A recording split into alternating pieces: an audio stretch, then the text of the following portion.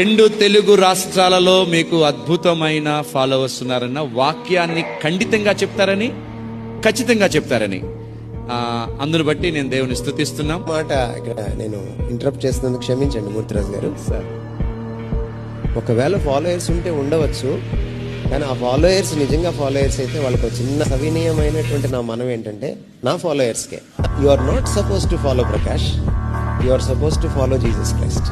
ఇది ఒక్కటే నేను మీకు చెప్పాలి. అందుకు నేను అర్హుడిని కాదు.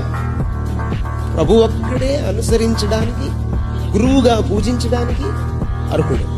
కాబట్టి నాకు శిష్యులుగా సర్వ సృష్టికి వెళ్ళి సువార్త ప్రకటించి శిష్యులుగా చేయమన్నప్పుడు ప్రభు ఉద్దేశం ఏంటంటే ఆయనకి శిష్యుల్ని చేయమని, మనకి శిష్యుల్ని తయారు చేసుకోమని కాదు.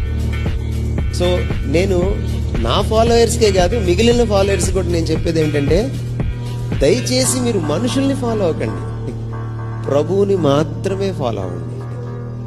అభిమానించండి, అంతవరకు పర్లేదు. అభిమానం వెర్రి తలలు వేస్తే ఆరాధనగా మారుతుంది, వ్యక్తి పూజగా మారుతుంది. అది భయంకరమైన విగ్రహారాధన.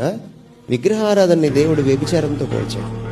అంచేత దైవజనుల్ని పూజించడము అన్యులు విగ్రహాలని పూజించిన దాంతో సమానం, వ్యభిచారంతో సమానం. అంచేత దైవజనుల్ని గౌరవించండి, పూజించకండి. There is a big difference. చాలా ప్రాముఖ్యమైనది. ప్రభువుకి మాత్రమే మహిమ చెందాలి, ప్రభువుకి మాత్రమే ఘనత చెందాలి. ఏ వ్యక్తిని మనం పూజించడానికి వీల్లేని పని.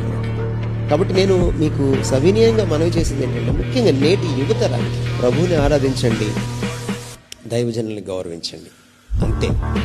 ఆ గౌరవాన్ని మించి వెళ్ళకండి. దైవజనులకు కూడా నేను సవినీయంగా కోరుకునేది ఏంటంటే, మిమ్మల్ని ఎవరైనా అలాగా అతిగా గౌరవిస్తుంటే ఖండించండి, పబ్బం గడుపుకోకండి, ఆ పైన కూర్చోకండి. స్తుతుల సింహాసనం పైన కూర్చోవద్దు. స్తుతుల సింహాసనం పైన ఆసీనుడు అవ్వాల్సింది ఆయన ఒక్కడే. దయచేసి గమనించండి.